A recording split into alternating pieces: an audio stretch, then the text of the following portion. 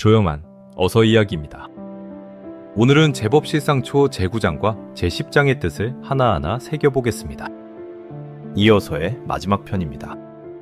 어서 전집으로 1361쪽 열째줄부터 1362쪽 셋째 줄까지입니다. 두 장을 합해 원문이 417자입니다. 두 장을 붙인 데에는 까닭이 있습니다. 제9장의 끝에 날짜와 서명이 나옵니다. 편지가 거기서 닫힙니다.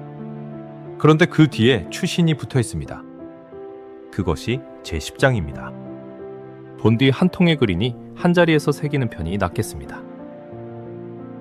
먼저 이 어서가 언제 어디서 쓰였는지 다시 짚겠습니다. 제법실상초는 문영 10년 5월 17일에 쓰인 어서입니다. 서기로는 1273년입니다. 개성인 52세 때의 일입니다. 계신 곳은 사도의 이치노 사화였습니다. 유배의 땅이었습니다. 갖는 이는 사이렌보 니쪼입니다. 본디 천태의 학승이었다가 사도에서 대성인께 귀의한 사람입니다. 이어서는 사이렌보가 여쭌 물음에 답하신 편지입니다. 물음은 법화경 방편품의 제법실상이라는 넉자에 관한 것이었습니다. 그 물음 하나에서 시작해 여기까지 왔습니다. 8장을 지나오는 동안 우리는 먼 길을 걸었습니다. 첫머리에서는 10개의 의보와 정보가 곧 묘법 연화경의 모습이라 밝히셨습니다. 그 이치를 사상으로 나타낸 것이 허공의 의식이라 하셨습니다. 이어 지용의 보살의 실천을 대성인께서 몸소하고 계심을 말씀하셨습니다. 대성인과 같은 마음에 서는 사람이 지용의 권속이라 하셨습니다. 한 사람에서 시작한 싸움이 이제 수백 명이 되었다고 하셨습니다. 법화경의 이름을 세우고 몸을 맡기라 하셨습니다. 그리고 지난 장에서는 눈물의 대목을 새겼습니다. 현재의 큰 어려움을 생각함에 눈물, 미래의 성부를 생각함에 눈물. 법화경의 행자가 되는 것은 과거의 숙습이라 하셨습니다. 여기까지가 8장입니다. 이제 마지막 당부가 남았습니다. 오늘의 본문입니다. 이 글에는 니치렌이 대사의 법문들을 적어놓았느니라. 잘 헤아려 보시고 뜻을 얻으시라. 일련부재 제1의 어본존을 믿으시라. 아무쪼록 신심을 굳세게 하여 삼불의 수호를 받으시라. 행악의 이도에 힘쓰시라. 행악이 끊어지면 불법은 없느니라. 나도 행하고 남도 교화하시라. 행악은 신심에서 일어나느니라. 힘이 있거든 한 글자 한 구절이라도 말하시라. 남묘호랭개쿄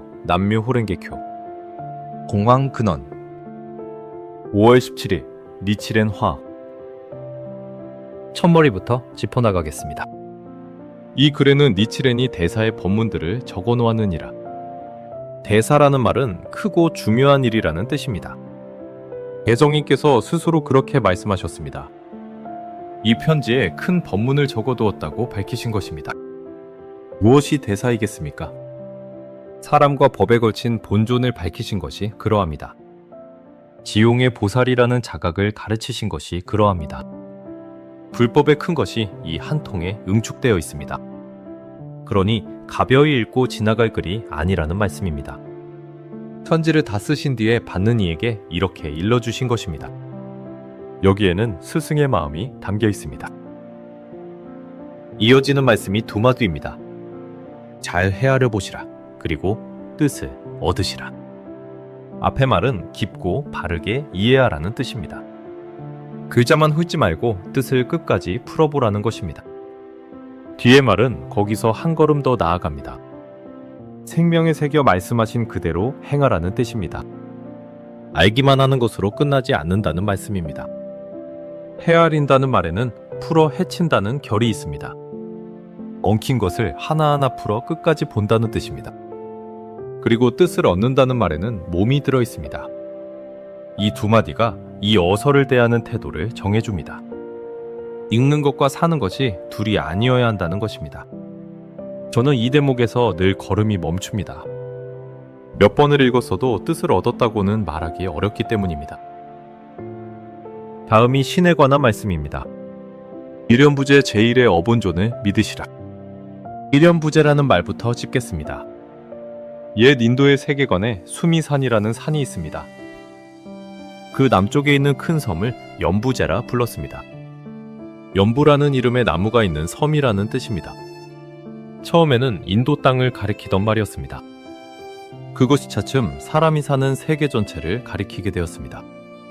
일연부제 제1이란 이 세계에서 으뜸이라는 뜻입니다. 이보다 나은 것이 달리 없다는 말씀입니다. 믿을 대상이 무엇인지를 못 박아주신 것입니다. 이 말씀에는 앞선 자취가 있습니다. 이 편지를 쓰시기 한 달 앞서 관심본 존촌초를 저술하셨습니다. 그 글에 일연부제 제1의 본존이라는 말이 나옵니다. 본문의 석존을 협사로 삼는 본존이라 하셨습니다. 곧 이 말은 이 편지에서 갑자기 나온 말이 아닙니다. 한 달 앞서 세우신 선언이 여기서 되풀이된 것입니다. 그리고 사도 시절의 대성이께서는 신심이 굳센 문하에게 본존을 써서 내려주셨습니다.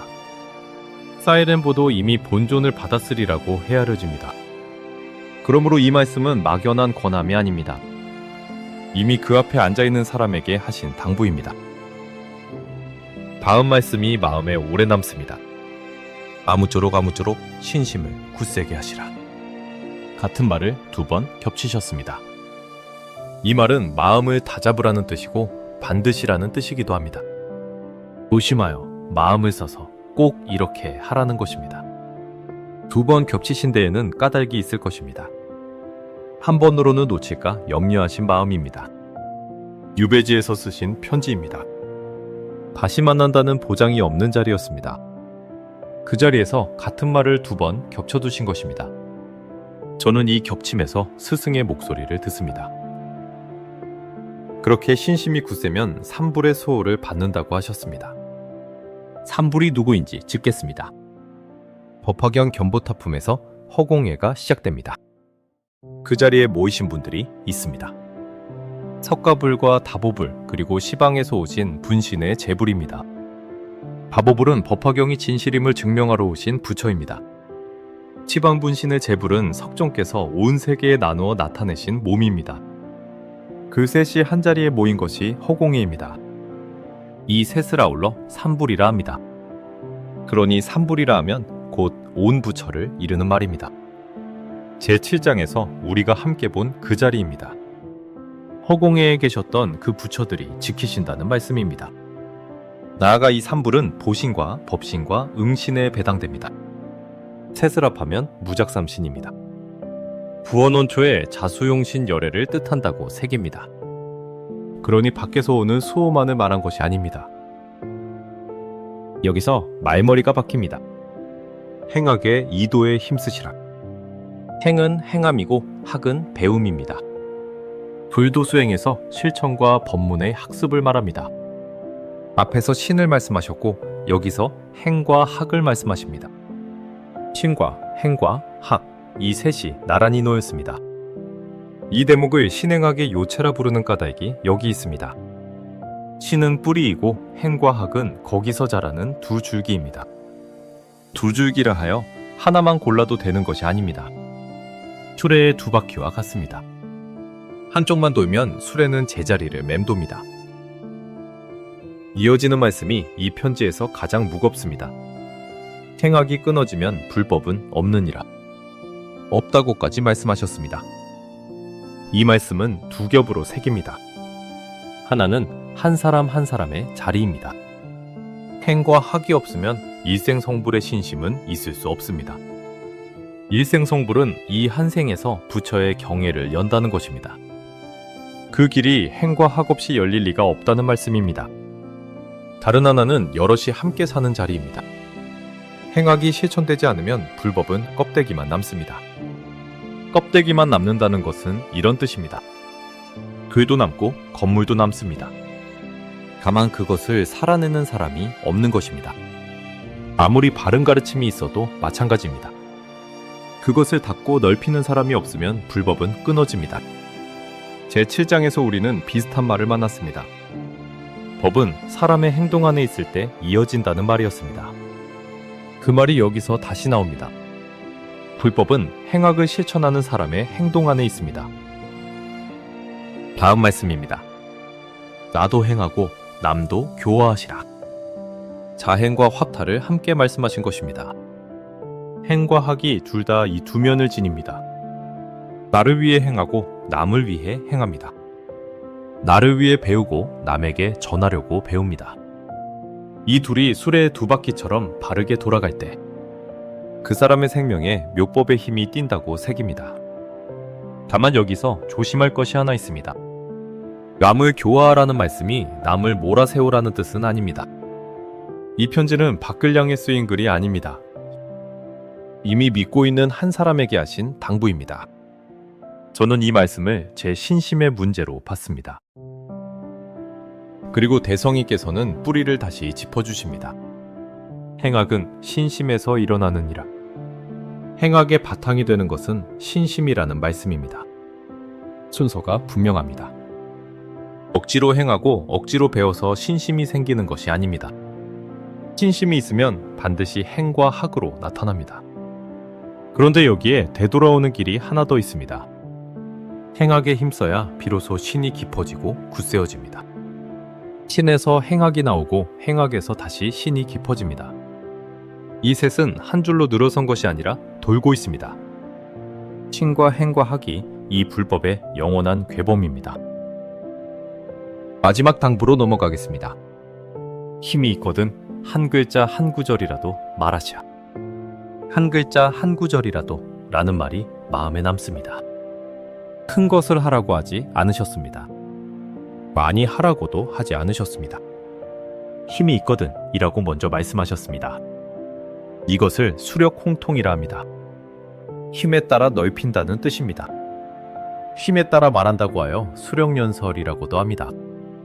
자기가 놓인 자리에서 자기가 할 수 있는 만큼, 다만 그만큼을 다하는 것입니다. 한 글자 한 구절이라는 말은 분량을 정해주신 말이 아닙니다. 적게 해도 된다는 허락도 아닙니다. 자기의 최선을 다하라는 말씀이라고 새깁니다. 그러니 이 말씀은 가장 낮은 문턱이면서 동시에 가장 높은 요구이기도 합니다. 저는 이 한 줄 때문에 이 자리를 시작했습니다. 한 사람에게라도 가닿으면 그것으로 족하다고 여겼습니다. 그리고 편지는 이렇게 끝납니다. 남묘호랭개쿄, 남묘호랭개쿄. 제목을 두 번 쓰셨습니다. 여기서도 겹치셨습니다. 앞에서 아무쪼록을 두 번 겹치신 것과 짝이 됩니다. 그 다음이 공황근원입니다. 삼가 아랜다는 뜻의 맺은 말입니다. 그리고 날짜와 서명이 놓입니다. 5월 17일 니치렌 화. 편지가 여기서 매듭 지어졌습니다. 사도의 이치노사와에서 쓰신 한 통이 이렇게 끝납니다. 그런데 이 어선은 여기서 끝나지 않습니다. 뒤에 추신이 붙어 있습니다. 그 추신이 제 10장입니다. 이어서 새기겠습니다. 추신하나이다. 니치렌의 상승의 법문 등을 전전에 써보내드렸나이다. 특히 이 글에는 대사의 일들을 적어보내드렸나이다. 둘과 사이한 계약이온가. 육만항사의 상수, 상행 등의 사보살의 변화이온가. 정령 까닭이 있으리이다. 총하여 니치렌의 몸에 해당하는 법문을 건네드렸나이다. 니치렌도 혹 육만항사의 지웅의 보살의 권속이온가. 남묘 호랭개크라 부르며 일본국의 남녀를 인도하려 생각하는 까닭이니라. 정이 이르되 일명 상행 내지 창도지사라 설해지지 않았는가. 참으로 숙연히 다한 곳에 내 제자가 되셨도다. 이 글을 아무쪼록 비하시라. 니치렌의 기증의 법문 등을 적어두었느니라. 이만 그치노라. 퇴련방 어반사. 여기서부터가 추신입니다. 편지에 서명을 하신 뒤에 덧붙이신 글입니다. 니치렌의 상승의 법문 등을 전전에 써보내드렸나이다. 상승이란 스승과 제자가 마주하여 법문을 주고받는 것입니다. 전전이란 이 편지 이전을 말합니다. 대성인께서는 사이렌보에게 이미 여러 글을 보내셨습니다. 운영 9년 2월의 생사의 대사 혈맥초가 그러합니다. 토목성 불구결도 그러합니다. 그해 9월의 기도초도 그러합니다. 같은 해 4월의 편지에는 이런 말씀도 있습니다. 그대에게 지난 2월 무렵부터 대사의 법문을 가르쳐드렸다는 말씀입니다. 사이렌보는 그런 사람이었습니다. 그리고 다시 말씀하십니다. 특히 이 글에는 대사의 일들을 적어 보내드렸나이다. 편지 본문에서 이미 하신 말씀입니다. 그것을 추신에서 또 하셨습니다. 그리고 추신의 끝에서 한 번 더 하십니다. 기증의 본문을 적어 두었노라고 한 통의 편지 안에서 3번입니다. 이만큼 거듭하신 데에는 까닭이 있을 것입니다.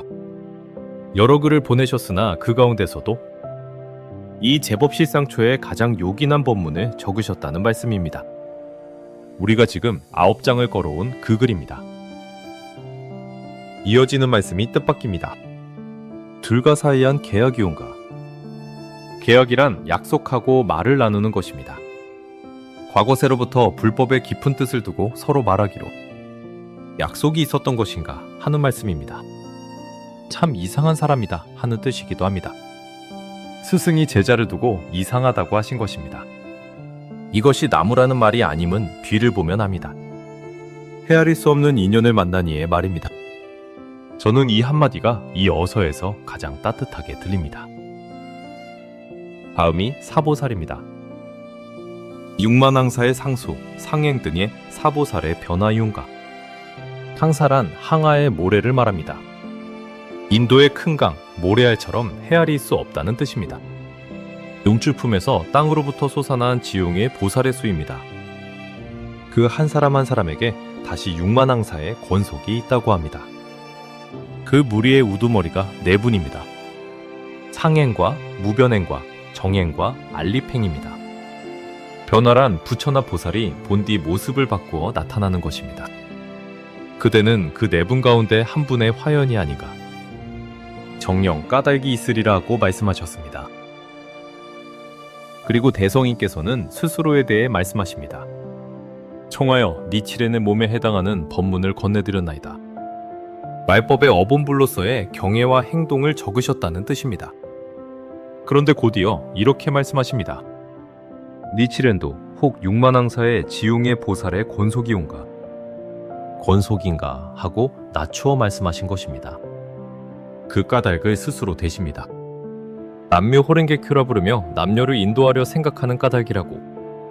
본문에는 일본국의 남녀라고 되어 있습니다.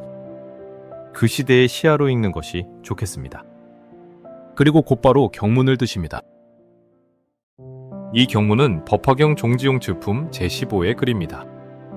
이 보살들 가운데 4분의 도사가 있으니 첫째를 상행이라 하고 둘째를 무변행이라 하며 셋째를 정행이라 하고 넷째를 알립행이라 한다. 이 사보살은 그 무리 가운데 가장 상수이며 창도의 스승이니라. 앞에서는 권속인가 하고 낮추셨습니다. 그런데 들신 경문은 상수를 말한 글입니다. 낮추어 말씀하시면서 실은 밝히신 것입니다. 스스로가 상행보살의 재탄이심을 보이신 대목이라 색입니다. 다시 안으로 들어가면 그 내증은 말법의 어본불이십니다. 낮은 말로 높은 것을 말씀하시는 결이 이 어서에 여러 번 나옵니다. 그리고 다시 사이렌보에게 돌아오십니다. 참으로 수견이 다한 곳에 내 제자가 되셨도다. 수견이란 전세로부터의 인연입니다. 다 한다는 말은 끝난다, 여문다는 뜻입니다. 곧 전세로부터의 인연이 여기서 열매를 맺었다는 말씀입니다. 우연히 만난 것이 아니라는 것입니다. 제8장에서 우리는 숙습이라는 말을 새겼습니다. 법화경의 행자가 되는 것은 과거의 숙습이라 하셨습니다. 그 말이 여기서 사제의 인연으로 되돌아옵니다. 대성인께서 행자가 되신 것도 숙습이고 사이렌보가 제자가 된 것도 수견입니다. 마지막 대목으로 넘어가겠습니다. 이 글을 아무쪼록 비하시라. 니치렌의 기증의 법문 등을 적어두었느니라. 기증이란 스스로 진리를 깨닫는 것입니다. 또 그 깨달음 자체를 이릅니다. 몸소 깨달으신 법문을 적었으니 감추어진이라는 말씀입니다. 여기서 아무쪼록이라는 말이 또 나옵니다. 편지 본문에서 2번, 추신에서 1번입니다. 비하라 하신 까닭을 2겹으로 새깁니다. 하나는 그 시절 사람들의 형편입니다. 볼수의 법문은 그때 사람들에게 헤아리기 어려웠습니다. 공연히 의심을 일으키게 해서는 안 된다는 배려입니다. 바르나나는 받는 이를 향한 뜻입니다. 생명의 깊이 새겨진이라는 말씀으로도 새깁니다. 그리고 글이 닫힙니다. 이만 그치노라. 그 아래에 받는 이의 이름이 놓입니다. 회련방 어반상. 사이렌보에게 드리는 답서라는 뜻입니다. 물음에 답하신 편지였음이 여기서 다시 드러납니다. 제법 실상이라는 넉자를 엿준 한 사람이 있었습니다. 그 물음에 대성이께서 답하신 것이 이 한 통입니다. 그리고 그 한 통이 지금 우리 앞에 남아 있습니다. 10장을 함께 걸어왔습니다. 마지막으로 신행에 옮길 것을 찍겠습니다. 3가지입니다. 첫째, 믿는 대상을 흐리지 않는 것입니다. 미련부재 제1의 어본존을 믿으시라 하셨습니다. 분행과 창제 때 그 앞에 앉는 것, 그것이 신입니다.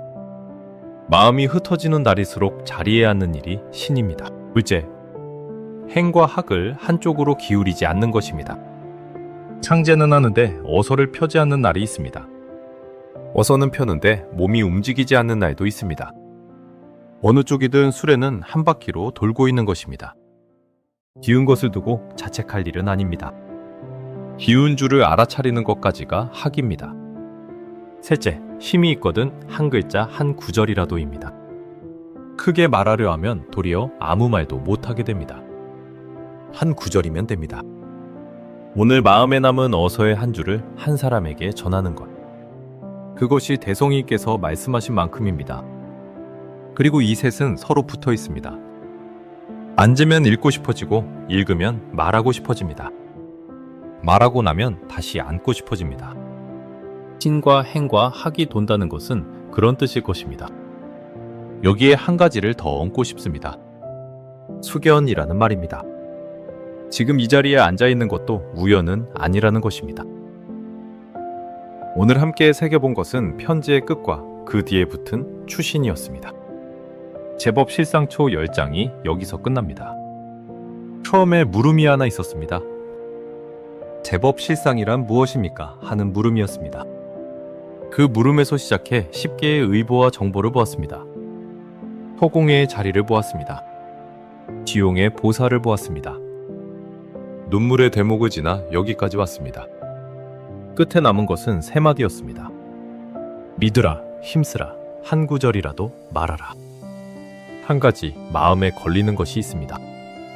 대성이께서는 이 글을 비하라 하셨습니다. 그런데 우리는 지금 이렇게 함께 새기고 있습니다. 이 어서는 오랜 세월을 지나 어서전집에 실렸습니다. 지금은 누구나 펼 수 있는 글이 되었습니다. 그러니 비한다는 말을 이렇게 받으려 합니다. 함부로 다루지 않는 것. 생명에 깊이 새겨두는 것. 그것이 오늘 우리가 할 수 있는 비함일 것입니다. 10장을 함께 해주셔서 고맙습니다. 조용한 어서 이야기였습니다.